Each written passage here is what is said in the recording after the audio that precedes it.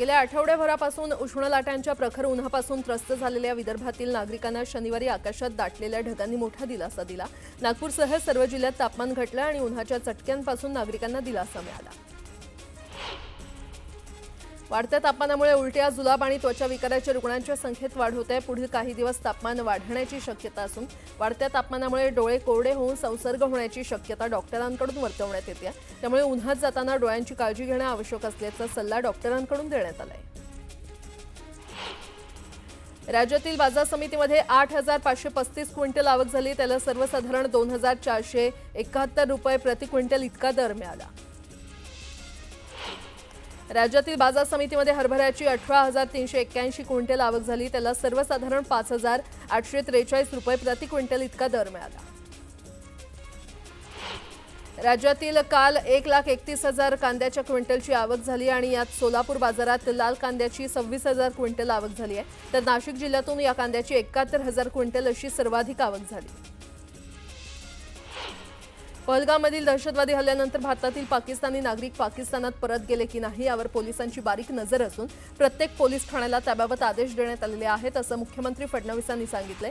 तरीही कुणी इथे राहिलं असल्यास निदर्शनास आलं तर तात्काळ कारवाई केली जाईल असं फडणवीस म्हटले। व्हिसा घेऊन महाराष्ट्रात राहत असलेल्या पाकिस्तानी नागरिकांची संपूर्ण माहिती राज्य सरकारकडे असून त्यांना परत पाठवण्याची तयारी पोलिसांनी केली आहे। माणुसकीच्या दृष्टीने उपचारांसाठी भारतात राहू देण्याची विनंती काही पाकिस्तानी रुग्णांनी केली असली तरी हा अधिकार केंद्र सरकारचा आहे। देशाच्या सुरक्षिततेचा आणि अस्मितेचा प्रश्न निर्माण होतो त्यावेळी कडक निर्णय घ्यावेच लागतात असं मुख्यमंत्री फडणवीसांनी स्पष्ट केलंय। पहलगामच्या भीषण हल्ल्यानंतर देशभर संतापाची लाट उसळली असताना सर्वत्र सुरक्षेच्या खास उपाययोजना केल्या जात आहेत आणि या पार्श्वभूमीवर भारतीय रेल्वेला अलर्ट जारी करण्यात आला असून रेल्वे प्रशासन तसंच रेल्वे सुरक्षा दल आणि रेल्वे पोलिसांना अतिसतर्क राहून खबरदारीच्या उपाययोजना करण्याचे आदेश देण्यात आले।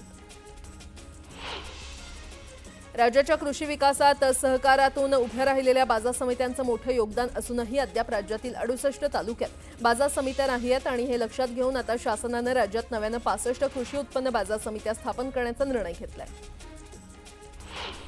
मध्य आणि पश्चिम रेल्वे मार्गावरील प्रभादेवी पूल वाहतुकीसाठी खुला करण्यात आलाय। नेहमीप्रमाणे आजही या पुलावरून वाहतूक सुरू आहे। ही वाहतूक सोमवारपर्यंत सुरू राहण्याची शक्यता आहे। विदर्भ, मराठवाडा आणि उत्तर महाराष्ट्रासह राज्यातील 24 जिल्ह्यांच्या विकासाला समृद्ध करण्याच्या दृष्टीने कलाटणी देणाऱ्या समृद्धी महामार्गाच्या अंतिम टप्प्याचं काम पूर्ण झालंय। या महामार्गाचं उद्घाटन समारंभ पंतप्रधान मोदी यांच्या हस्ते मे महिन्याच्या पहिल्या आठवड्यात होण्याची शक्यता वर्तवली जाते। मुंबई महानगरपालिकेनं पावसाळी आजार प्रतिबंधात्मक उपाययोजनांच्या प्रभावी अंमलबजावणीसाठी प्रशासकीय विभागनिहाय आराखडा तयार केलाय।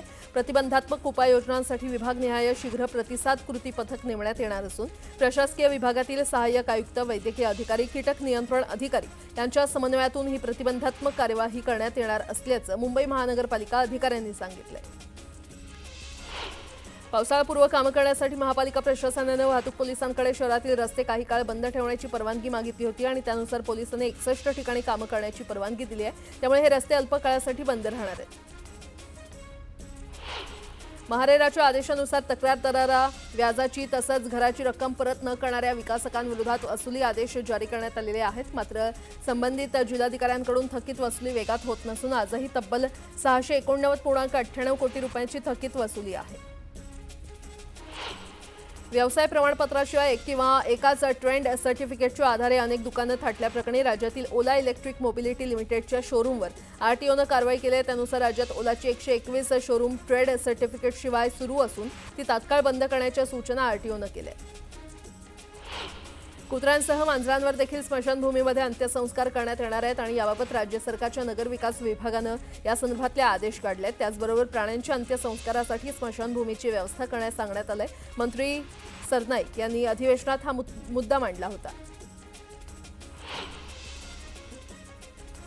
शिर्डी विमानतळाचा विस्तार करण्यात येणार आहे। नाशिक त्र्यंबकेश्वर कुंभमेळ्याच्या पार्श्वभूमीवर शिर्डी विमानतळावर 2 हेलिपॅड आणि 8 वाहनतळ उभारण्यास मान्यता देण्यात आलेली आहे। मुख्यमंत्री देवेंद्र फडणवीस यांनी महाराष्ट्र विमानतळ प्राधिकरणाच्या बैठकीत ही मान्यता दिली आहे। जळगावमध्ये पहलगाम हल्ल्याचा निषेध करण्यात आला आणि यावेळी मृत पर्यटकांना श्रद्धांजली वाहण्यात आली आहे। दरम्यान मोठ्या संख्येनं नागरिकांनी पहलगाम हल्ल्याचा निषेध केलाय।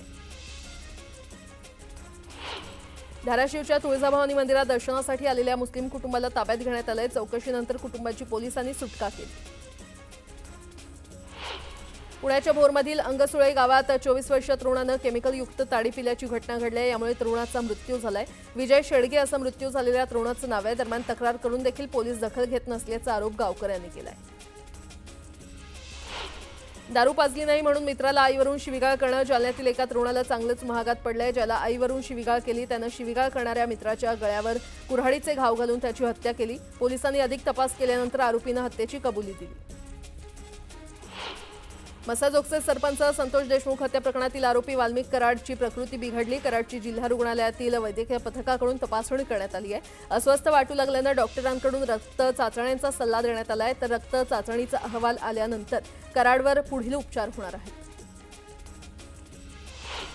माजलगावातील ढाबा मालक महादेव गायकवाड हत्या प्रकरणातील 6 आरोपींच्या पोलीस कोठडीमध्ये 2 दिवसांची वाढ करण्यात आली आहे। माजलगावमध्ये किरकोळ वादातून गायकवाड यांची हत्या करण्यात आली होती। अकोला जिल्ह्यातील 65 सरपंचांनी शिवसेनेमध्ये प्रवेश केला। ठाण्यातील वागळे इस्टेट परिसरात पार पडलेल्या सोहळ्यात उपमुख्यमंत्री एकनाथ शिंदेंच्या उपस्थितीमध्ये हा पक्ष प्रवेश पार पडला। पीएमआरडीएचा विकास आराखडा तयार करताना बांधकाम व्यावसायिकांच्या जागा वगळण्यात आल्यात। गोरगरिबांच्या जमिनीवर आरक्षण टाकलेले आहेत अशा तक्रारी मुख्यमंत्री फडणवीसांकडे आल्या होत्या आणि यामुळे मुख्यमंत्र्यांनी विकास आराखडा रद्द केल्याची माहिती उपमुख्यमंत्री आणि पालकमंत्री अजित पवार यांनी दिली आहे। महसूल मंत्री चंद्रशेखर बावनकुळेंनी मुलीच्या वाढदिवसानिमित्त सहकुटुंब शिर्डी साईबाबांचं दर्शन घेतलं। राज्यातील पर्यटन स्थळं आणि यात्रास्थळं सुरक्षित करण्याकरता आमचं सरकार काम करत असून सरकारची ही पहिली जबाबदारी असल्याचं बावनकुळेंनी स्पष्ट केलं। मुख्यमंत्री तीर्थदर्शन योजनेअंतर्गत रत्नागिरी जिल्ह्यातील 800 लाभार्थी रेल्वेनं अयोध्येला रवाना झालेत। पालकमंत्री उदय सामंत यांनी रेल्वेला हिरवा झेंडा दाखवत रवाना केलं। ठाणे जिल्हा आणि सत्र न्यायालयाच्या नवीन इमारतीचं उद्घाटन उपमुख्यमंत्री एकनाथ शिंदे यांच्या उपस्थितीमध्ये पार पडलं। यावेळी सर्वोच्च न्यायालयाचे न्यायमूर्ती अभय ओक देखील उपस्थित होते। पालघर जिल्ह्यामध्ये आणखी एक एमआयडीसी उभी राहणार असल्याची माहिती उद्योगमंत्री उदय सामंत यांनी दिली आहे। पालघरच्या दुग्ध प्रकल्पाची हजारो हेक्टर जमीन एमआयडीसीकडे वर्ग करण्याची प्रक्रिया सुरू असल्याची माहिती उदय सामंत यांनी दिली आहे। धनगर समाजाला आरक्षण देण्याकरता राम शिंदेच काफी आहेत असं विधान चंद्रशेखर बावनकुळे यांनी केले। राम शिंदेंना सभापतीपद देऊ नये यासाठी कोणी कोणी विरोध केला होता याची यादीच माझ्याकडे आहे असं बावनकुळे म्हटले। वसमतच्या गुंज गावात ट्रॅक्टर अपघातात 7 महिलांचा मृत्यू झाला होता। दरम्यान या महिलांच्या कुटुंबियांची उपमुख्यमंत्री अजित पवार यांनी भेट घेत त्यांचं सांत्वन केलं। भुसावळ इथे वस्त्रोद्योग मंत्री संजय सावकार यांच्या हस्ते दिव्यांग बांधवांना कृत्रिम अवयवांचं वाटप करण्यात आलं। या उपक्रमात अनेक दिव्यांग बांधवांनी सहभाग घेतला। महाराष्ट्र राज्याच्या स्थापनेला 65 वर्ष पूर्ण होत असल्यानं राष्ट्रवादी काँग्रेसकडून संयुक्त महाराष्ट्र गौरव यात्रा काढली जाते। यात्रा सांगलीमध्ये दाखल झाली आहे। यावेळी राष्ट्रवादीच्या कार्यकर्त्यांकडून रथकलश यात्रेचं जल्लोषात स्वागत करण्यात आलंय। पिंपरी चिंचवड शहरातील दापोडी पोलीस ठाण्याच्या नवीन इमारतीचं लोकार्पण पार पडलं। पालकमंत्री अजित पवार यांच्या हस्ते हे लोकार्पण पार पडलं। मात्र या लोकार्पणापूर्वी पोलीस अधिकाऱ्यांनी घातलेल्या सत्यनारायणाच्या पूजेची सोशल मीडियावर जोरदार चर्चा सुरू आहे। पुणे जिल्ह्याच्या इंदापूर तालुक्यात पावसानं हजेरी लावली। पावसामुळे निमगाव केतकीतील आठवडे बाजारातील भाजीपाला आणि फळ विक्रेत्यांचं नुकसान झालं तर अनेक ठिकाणी वीज पुरवठा खंडित झालाय। यवतमाळ तालुक्यातील मांगुळ आणि आर्णी शहरात अवकाळी पाऊस कोसळला। भुईमूग आणि तीळ उत्पादक शेतकऱ्यांना पावसाचा फटका बसण्याची शक्यता आहे। बीडच्या केज तालुक्यातील नांदूरघाट परिसराला वादळी वाऱ्याचा तडाखा बसला। सोसाट्याच्या वाऱ्यामुळे तोडणीला आलेल्या आंब्याचं मोठं नुकसान झालंय। शेतकऱ्यांनी पंचनामे करून नुकसान भरपाई देण्याची मागणी केली आहे। अमरावतीमध्ये हलक्या पावसानं हजेरी लावली। अमरावती जिल्ह्याच्या तापमानाचा पारा 45 अंशांवर पोहोचलाय। दरम्यान 28 तारखेपर्यंत अमरावतीसह विदर्भाला पावसाचा इशारा देण्यात आलाय। लातूरच्या चाकूर तालुक्यात वादळी वाऱ्यासह अवकाळी पाऊस कोसळला। वडवळ, नागनाथ, जानवळ, घरणी या गावांमध्ये मुसळधार पावसानं हजेरी लावली। पावसामुळे उष्णतेपासून नागरिकांना दिलासा मिळालाय तर झाडांवर लागलेल्या आंब्याचं नुकसान झालंय। गोंदियामध्ये अवकाळी पावसानं हजेरी लावली। अवकाळी पावसामुळे नागरिकांना उष्णतेपासून दिलासा मिळालाय मात्र पावसामुळे फळभाज्यांना फटका बसण्याची शक्यता आहे। त्यामुळे शेतकरी हवालदिल झालाय।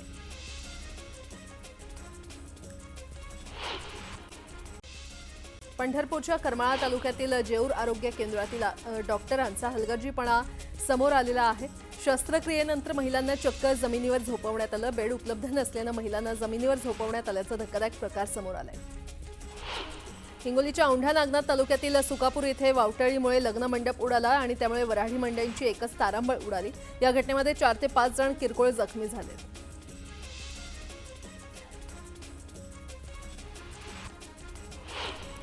रायगड जिल्ह्यातील थंड हवेचं ठिकाण असलेल्या माथेरानला पर्यायी मार्ग मिळावा अशी मागणी स्थानिक नागरिक गेल्या अनेक वर्षांपासून करतात।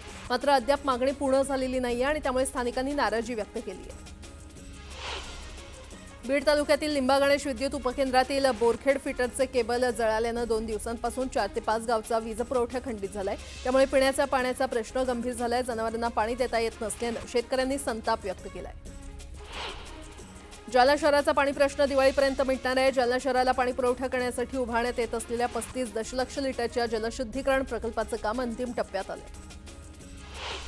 नांदेड शहरातील अतिक्रमण काढण्यासाठी महापालिकेनं विशेष मोहीम सुरू केली आहे। शहरातील कला मंदिर रेल्वे स्थानक परिसरातील अतिक्रमण काढण्यात आले।